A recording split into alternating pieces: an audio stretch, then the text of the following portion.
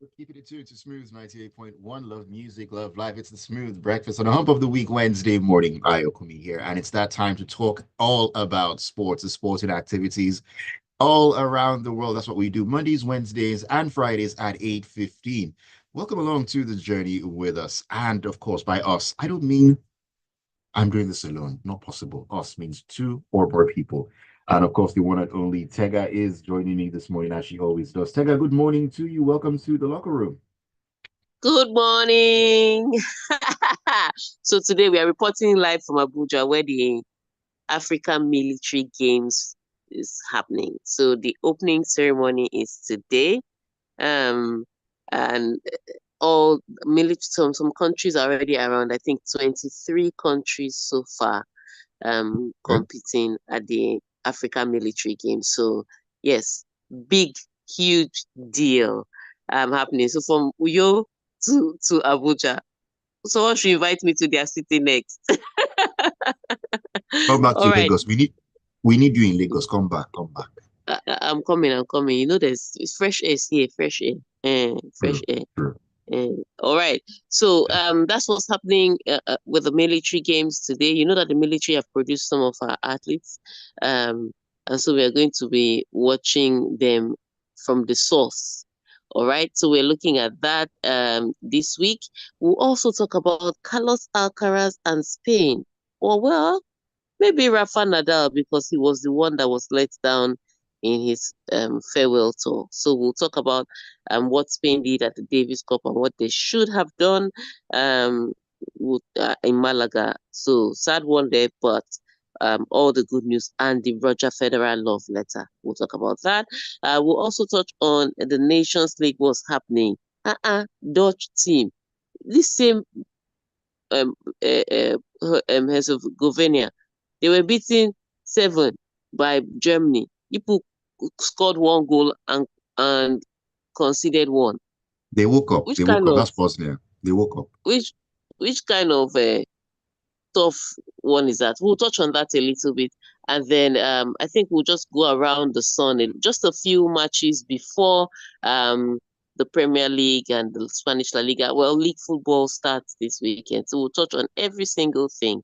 But before we do any touching on anything, Ayokumi, how can we be part of the locker room this morning? You can join us on the locker room this morning by sending your messages to us on WhatsApp. WhatsApp is one way, and the number is 0809 444 0981. 0809 444 That is for WhatsApp messages. You can also give us a call on the studio line. The number hasn't changed. It's 0201 4489981. We're streaming on YouTube as well. Yes, you can find us at Smooth 981 FM Lagos. Smooth 981 FM Lagos. And of course, leave a comment there. We definitely will be taking it as we get along this morning. All right, Tega, let us begin our journey. I mean, you know what they say, charity begins at home. I want to start talking about the Super Eagles who are disappointing over this international break. Now, Super Eagles coach Augustin Eguavoen has bemoaned his team's 2-1 loss to Rwanda in the AFCON 2025 qualifier played on Monday, saying the team played below standard. Clearly, they played below standard in that game, Tega. I would say this. It's interesting, because he's saying the team played below standard, but you have to understand, even the way you select your team um can make the team decide whether this is an important fixture or not. But I would say this: if you're a Nigerian footballer and the team has qualified and you are given an opportunity to play, you need to find a way to play your way into the first team. So first of all, let me touch on the players. If you are given an opportunity to be a starter when on a normal day with everybody in camp and everything at stake, you may not Mm, start. I always think that players should use that as an opportunity to audition right. for a starting place. So you have the opportunity. Now let's play fantastic football. So first that's the one onus I'll place on the players. You must have the opportunity to say, Coach, next time pick me. And I don't think the players did enough of that. That's number one. I think also um, the position he played players. I know a lot of people talk about Kelechi Iheanacho not performing, but you want Kelechi Iheanacho to run from the wings? How? I don't think that Kelechi Iheanacho can beat me in a foot race. Okay, Tega, that's pushing it. That's just pushing it. But you know what I mean? He's not. There's no part of him that is a natural winger. Kelechi is the one that even when he had pace, he played through the middle. So playing him from the wings and expecting some kind of miracle was I would say almost delusional. Okay, so tough one there. Which now leads me to the final one, the selection. By the time the team selection came out, okay, we know some players had to be were missing. Ola, I know Nottingham Forest had begged to have him back. Lookman had already gone back to Italy. Um, Wabali lost his father, so there was Yeah, no way he was going to play. Um, so apart from those three, when you make the selection and the likes of Calvin, Ndidi, Osime, Iwobi, they're all sitting on the on bench the doing bench. cheerleaders. Do you understand? Because they were really doing cheerleaders on the day. They were pushing the guys, telling the guys where the problem was. If you were at the stadium and you saw them, it was unbelievable. I was shocked. I was like, you mean people wanted to win this match and that's how you are. In fact, Vitor Osimhen wasn't supposed to play at all. But at some point he went to meet Augustine Eguavoen too. I think he was trying to say, Coach, don't worry, I want to play. And which is why he eventually came in. Because he wasn't supposed to play at all. Other people were warming up and he was just sitting on the bench. But after a while, he was like, no, no, no, I need to play. We cannot lose this match at home. So uh, you could see them on the bench. So maybe they wanted to win, but they just didn't have the what it took to win. And you have to remember that this Rwanda, we're going to meet them in a World Cup qualifier. And that's where Exactly. we are already in trouble. So at this point in time, the Super Eagles heads are underwater. It's not my head that's underwater because me, I'm going to America, whether they like it or not. Their heads are underwater at the World Cup qualifying. And then this is an opportunity to show the Rwandans that, you know what, it's going to be tough when you come back here. You can't be conceding a goal from your near post through your legs now. Doesn't make sense. So it's a tough psychological word. And August Negwavon's saying that they didn't give their best. He too didn't put his best foot forward with his starting lineup. So I think we have enough blame to share around.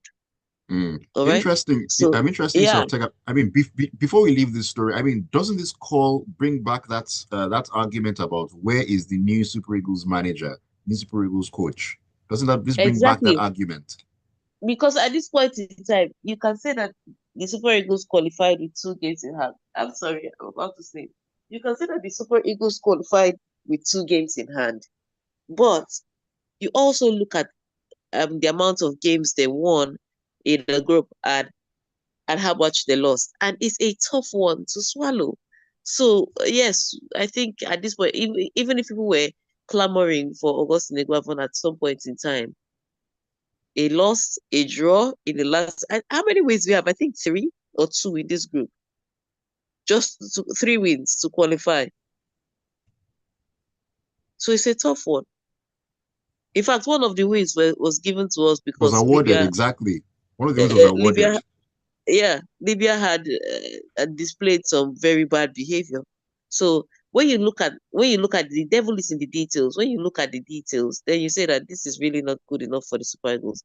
And so even if Augustine Guapan had a case before when Nigeria qualified with 2 games to spare, he doesn't have any foot to stand on now. They have to find a Super Eagles coach. It's that simple. Hmm. It's that simple. We shall keep our eyes open on this one. All right, let's move on to still talk about a Super Eagles star, Ademola Lookman. He and South African goalkeeper Ronwen Williams were among 5 stars shortlisted on Monday for the CAF African Player of the Year award. A list of 5 that has people talking. Yes, the list of hold up, give me a minute.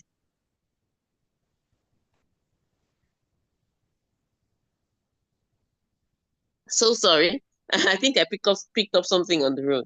All right. So the list of five that has people talking, and here is where the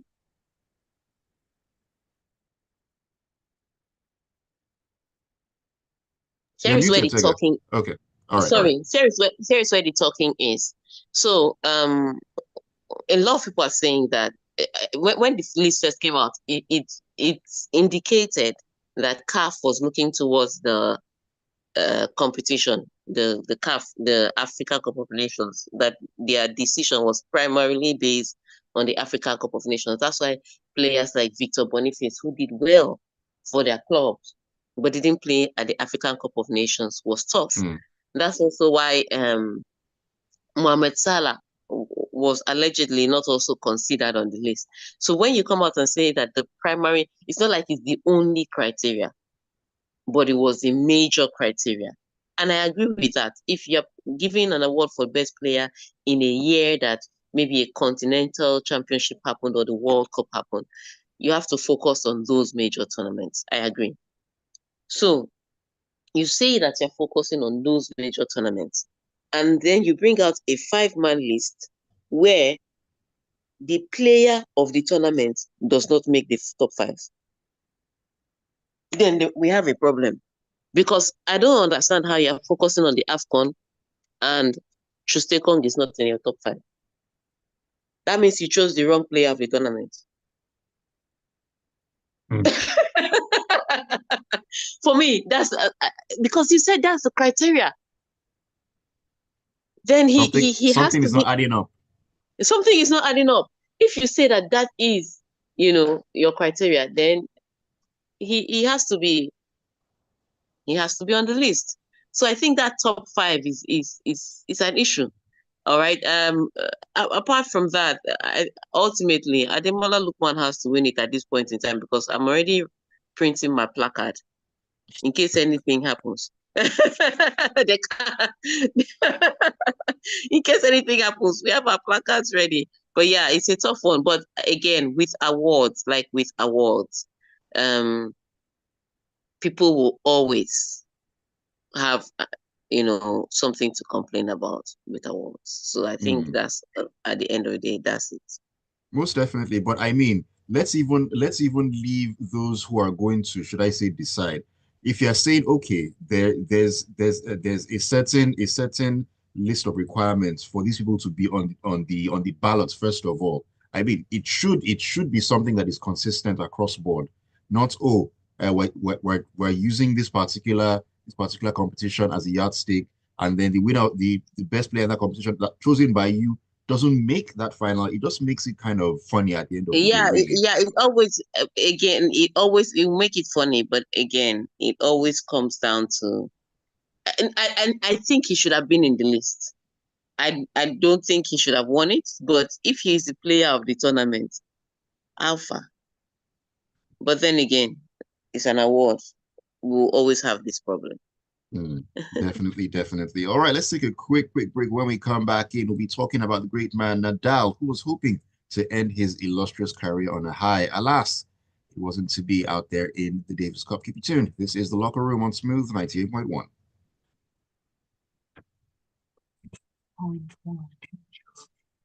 You want to drink water? Bele? Name is Amaria, and you're listening to Smooth 99.1. Don't go anywhere.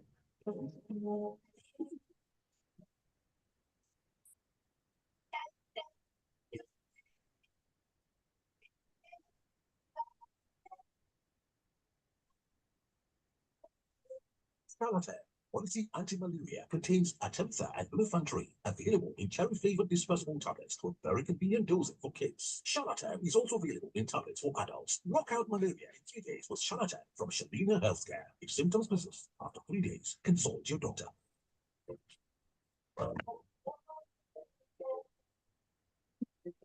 Ah, This is somebody that's so cornflakes. Because it is cornflakes.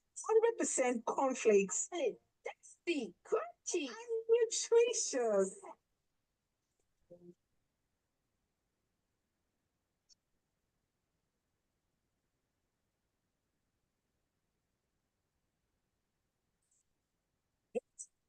To not have power, from people, any kind pain they bow for evil.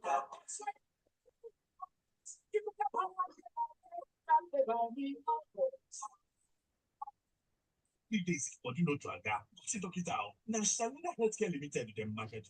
This is IBK Station Boy, and this is your breakfast show on Smooth 98.1. Man, now.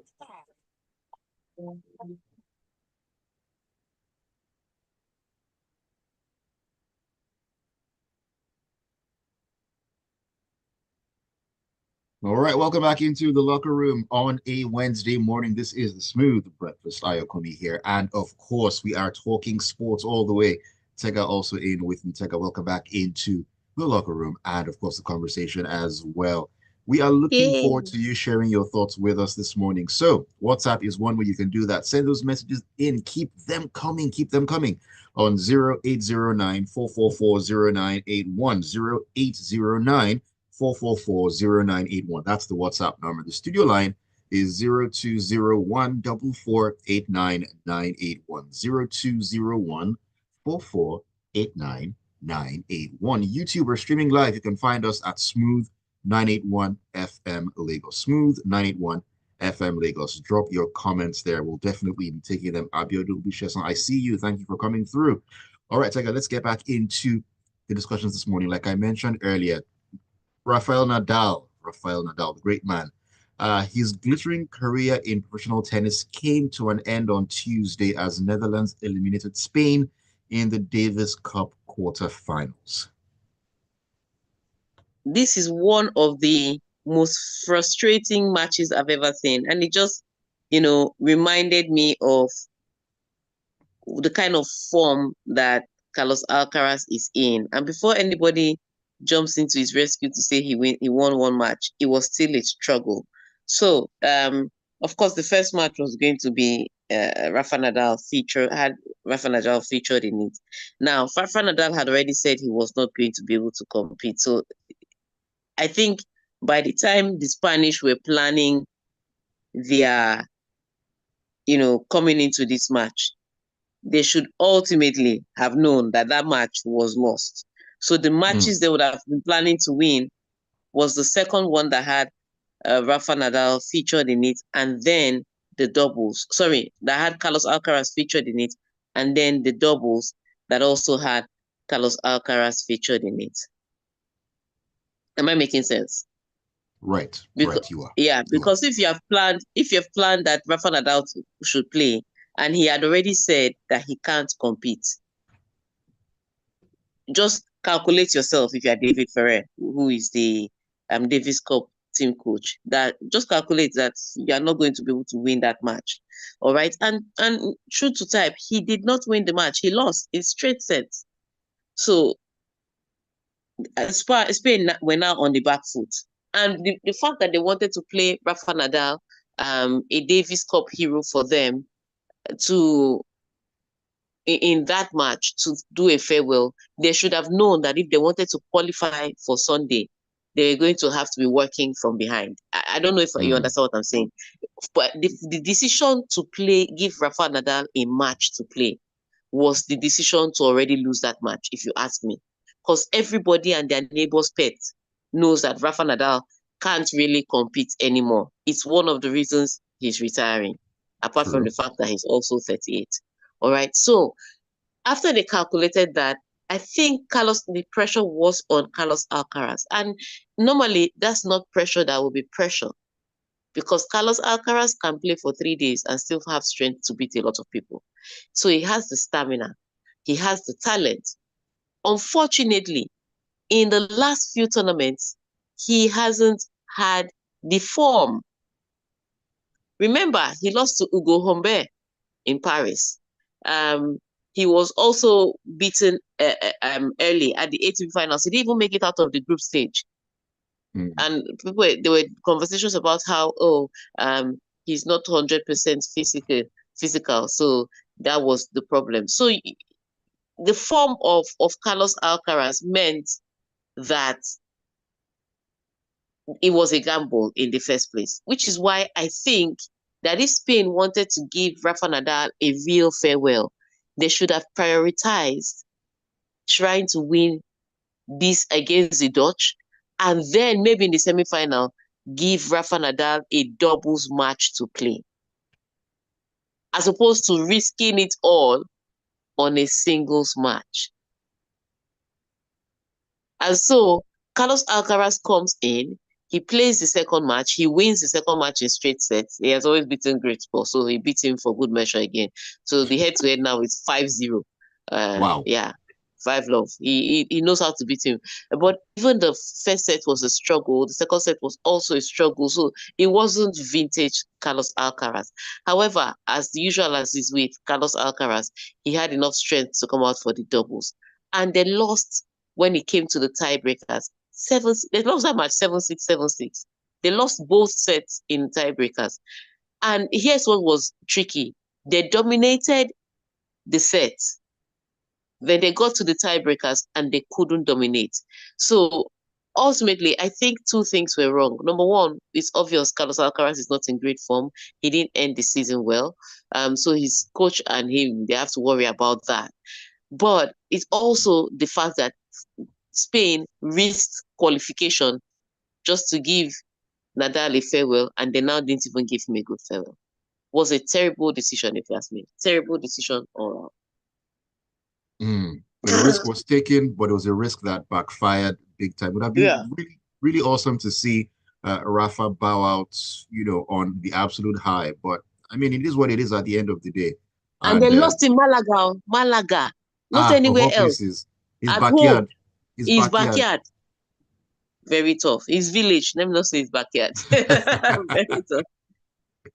But hey, his legacy definitely will live on. 22 Grand Slams, among others. It's not beans. It's easy doing, as they say. Yeah, it's As not they beans. say. And it's not, I mean, such a wonderful career, and also, more importantly, the impression he left on people. Did you see Serena's? They sent a lot of packaging, a Rafa Nadal package to some tennis players of his choice. I saw Serena wore her own. I saw Maria Dupapova wear her own. Not like we needed her there, but here Wow. she wore. Tega, why now? No. Once you do, we love you, but we can't be calling you role model. You've tainted the sport. So yeah, she wore her own. Hachanov also got his own. It was just nice to see all the players all around just trying to celebrate, you know, Rafa Nadal. It was nice to see.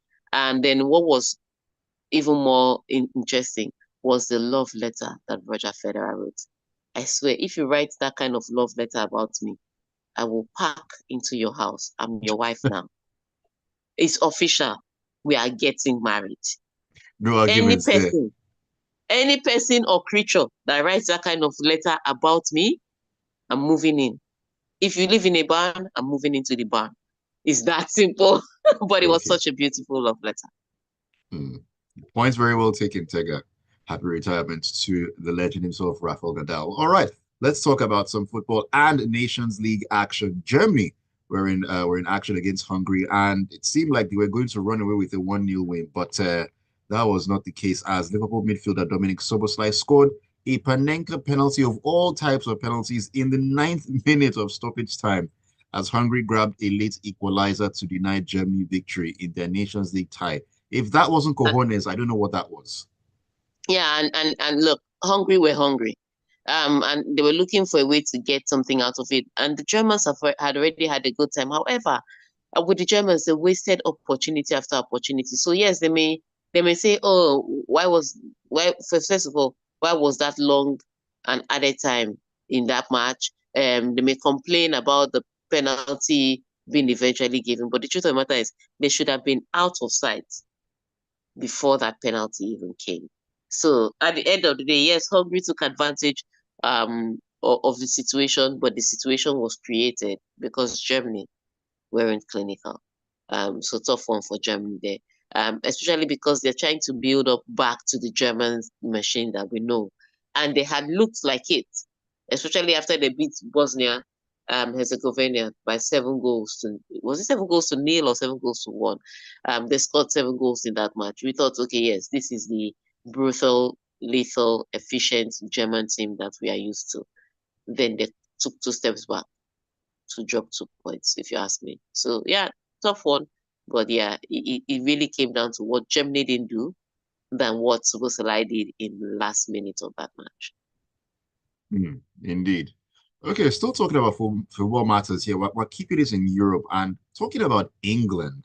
Thomas Tuchel is taking over England side with all the tools to win the 2026 World Cup. That is according to departing interim manager Lee Carsley. Does he have a point there, Tega? Is it possible England will bring it home? Carsley should shut up, and I will tell you why. Wow. I will tell you why. Look, England for the longest time have had tools to win the World Cup. They haven't. All of a sudden, they now want to put pressure on the foreign coach. What is this madness to put the man under pressure? When England qualified for the World Cup, or when England were playing at the World Cup, wasn't Carsley part of the team?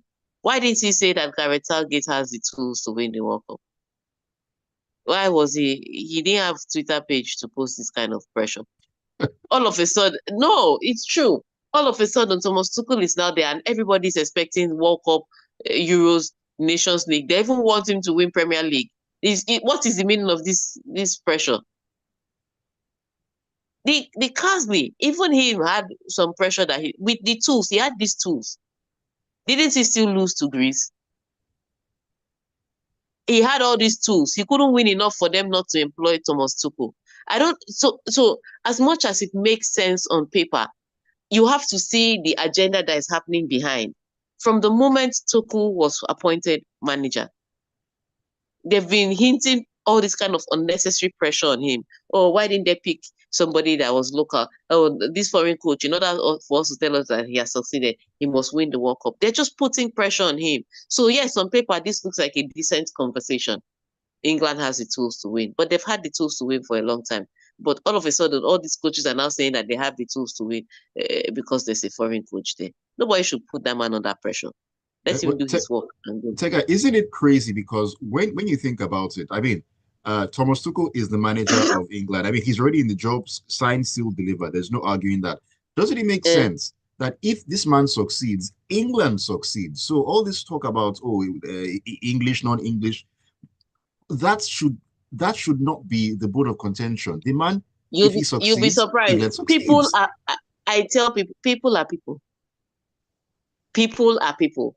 And there are biases and nuances that are common to man. So they will all celebrate if England wins, don't get me wrong. And they'll all be happy with Thomas Tuchel. But the road to winning is not just the results on the pitch. It's all the other agenda around the team. And that's where the problem is. That's where the work for Tuchel is. That's where the work for Thomas Tuchel is. Okay, we need to take a couple of messages. The way time has flown by, it needs to be studied at PhD level. A number of messages here and on YouTube as well. Let me start with this one from who's talking to us here. There's no okay. Okay, this is Onalokbo. I hope I got that correctly. Forgive me if I did not. Didn't see the loss coming at all since we were playing at home, though the signs have been there. Even Ikorodu City FC would have done a better job. The commentator mentioned that our players were based abroad and most of the Rwandan players were based in their own league. The players didn't have the will to play for pride.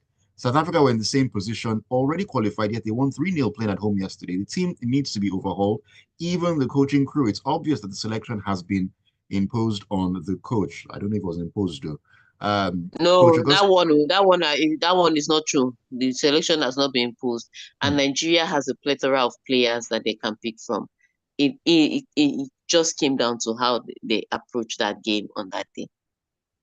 Right. Taya says, happy retirement to Ade Rafa Nadal. You deserve it. No L or village people from Malaga can tarnish his record. Tega, that letter could be AI generated. No follow. That's true. That's very true as well. He further says, from that loss, our it's national a lie. team. That letter is a lie.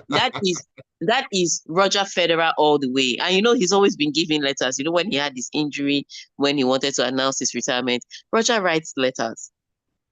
that brings you to Okay. tears. So it's not AI generated. That one is Roger Federer. Taya further says that from that loss, our national team doesn't have a second squad. Cyril just says Murphy and Co were not invited, but Kelechi is using past glory to earn a shirt. I don't understand why Ekong was omitted. If Lukman doesn't win, we are going to court. This handover note to Toko is a bloated document.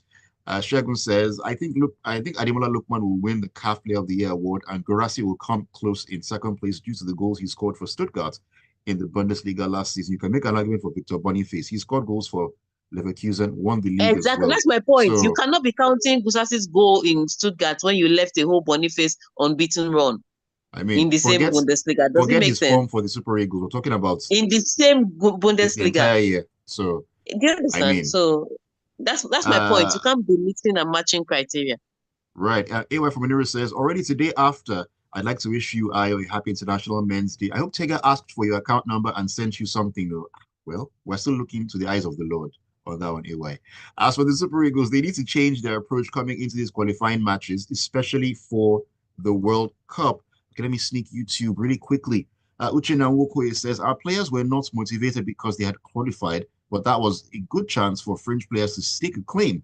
Let's hope to do better in the World Cup qualifiers. Premier League is back. Yay. And Abiodun Obisheson says, let's just quit the chase or cut to the chase. Eguavoen should be let off the hook. Not let off the hook. Let off from the job, not let off the hook. I said it on Monday that the Eagles are poor at set pieces and we fell for it again. We should be losing. We shouldn't be losing to some teams on the continent. All right. Thank you for your messages. We need to go. Tega, thank you so much for coming through. All right. By Friday, hopefully, I'll be back in town. I'm looking forward to that. Have a great week, everybody. All right. Take care. Take care. Have a great one out there in Abuja. And thank you all once again for sharing your thoughts with us on the locker room and keeping it tuned to Smooth 98.1. Do not go anywhere. At 9 o'clock, we're going to be having a sensitive and, of course, very, very eye opening conversation. It's all about widowhood. Yes. Smooth 98.1. Keep it tuned. Taking my guests downstairs.